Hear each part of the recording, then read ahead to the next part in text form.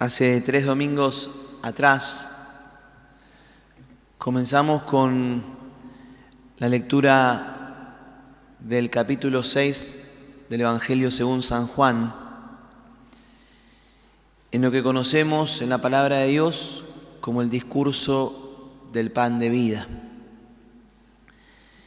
Y este texto comenzaba haciendo referencia y mostrándonos ese hecho milagroso de Jesús en la multiplicación de los panes y los pescados, donde se nos decía que habían comido más de 5.000 hombres.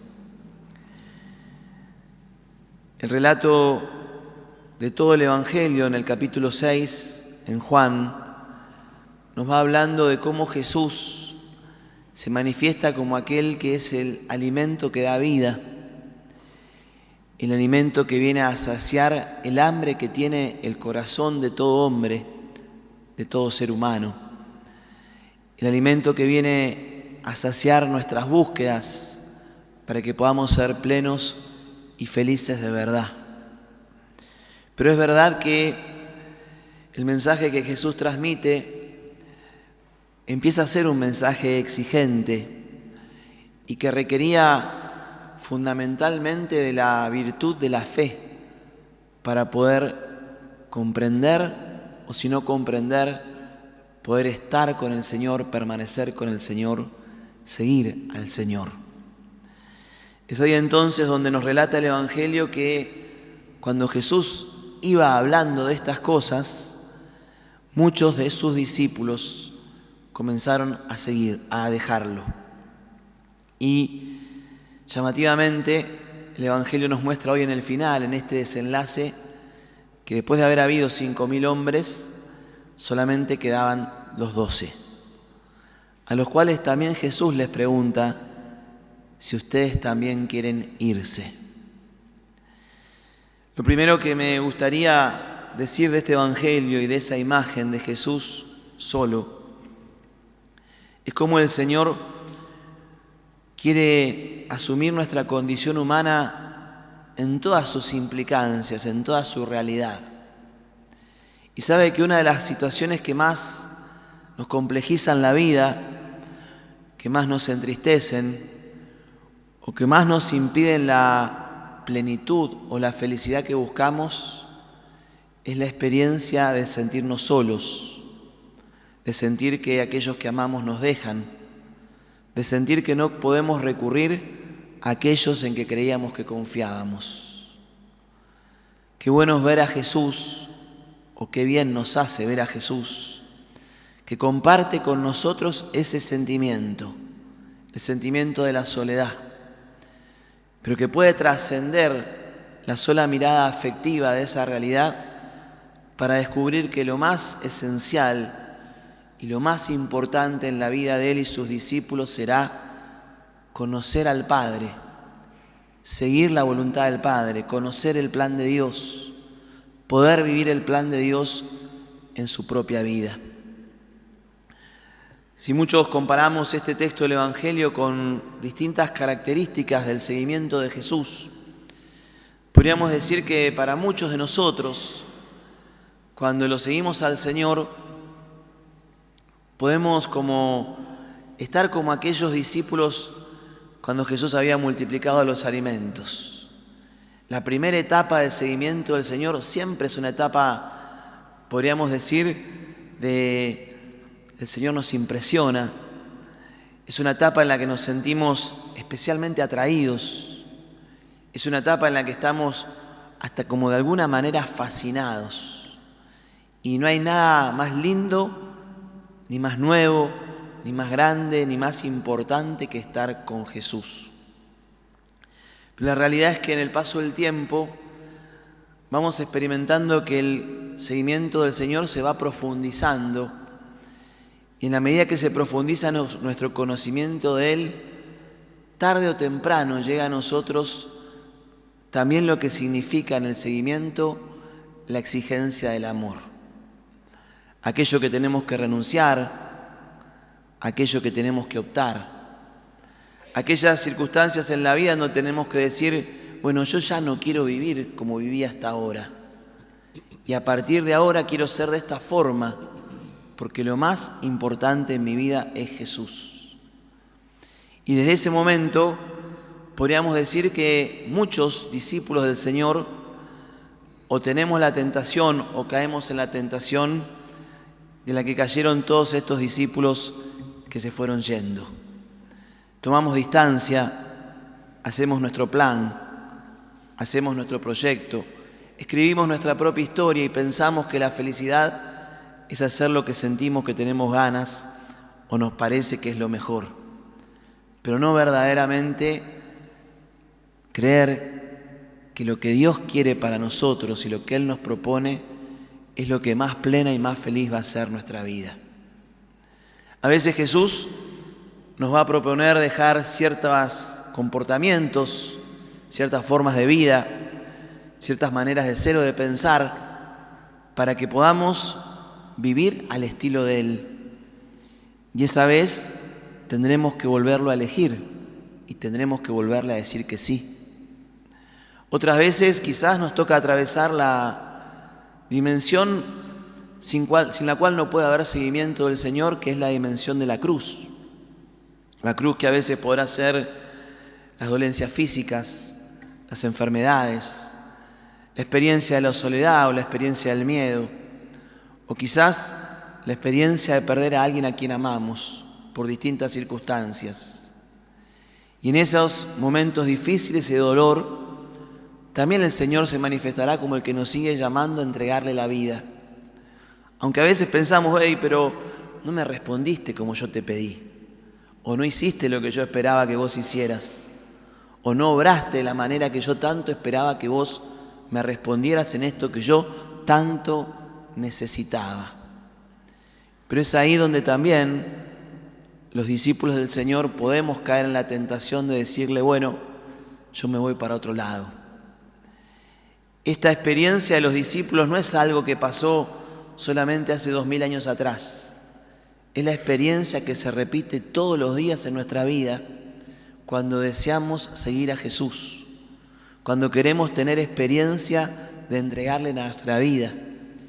Y muchas veces entregarle nuestra vida será renunciar a nuestros planes, será renunciar a nuestros proyectos, será amar de la manera que Él nos propone, será entregarle la vida como Él nos lo propone y más allá, quizás, de lo que nosotros imaginábamos o de los planes que nosotros teníamos. Y muchas veces también el Señor, quizás de una u otra forma, nos lo va a pedir todo. A veces nos pide nuestros propios sueños, a veces nos pide lo que más amamos, a veces nos pide ese proyecto y ese plan que habíamos nosotros diseñado de alguna forma determinada, y Él nos va proponiendo otra forma de ser, otra forma de vivir, otra manera de pensar, otra manera de amar. Y ahí es donde una y otra vez Jesús nos va a hacer esa pregunta que le hizo a sus discípulos. ¿Querés seguirme? ¿O vos también sos de aquellos que me quieren dejar? Qué maravilla es descubrir que la palabra de Dios es una palabra que se actualiza en las circunstancias concretas que le toque vivir a cada uno de nosotros en cualquier momento de su vida. El seguimiento de Jesús una y otra vez nos vuelve a decir el Señor, seguime. Y una y otra vez nosotros tenemos que volver a responder. Pero si yo ya respondí cuando tenía 15 años, pero si yo ya respondí en el retiro que hice el fin de semana pasado, pero yo respondí en el Evangelio que leí el domingo pasado, todos los días el Señor nos vuelve a llamar. Todos los días el Señor vuelve a poner su mirada en nosotros. Todos los días nos vuelve a proponer un camino nuevo para aquello que va a ser más plena y más feliz nuestra vida. Y todos los días tendremos la oportunidad de decirle que sí o de irnos para otro lugar. Hoy queremos pedirle a María, Reina de la Paz, la gracia de ser como Pedro. Este Pedro que a veces lo criticamos tanto porque lo negó a Jesús, haciendo también de esto expresión de las contradicciones que muchas veces existe en nuestro corazón de discípulo.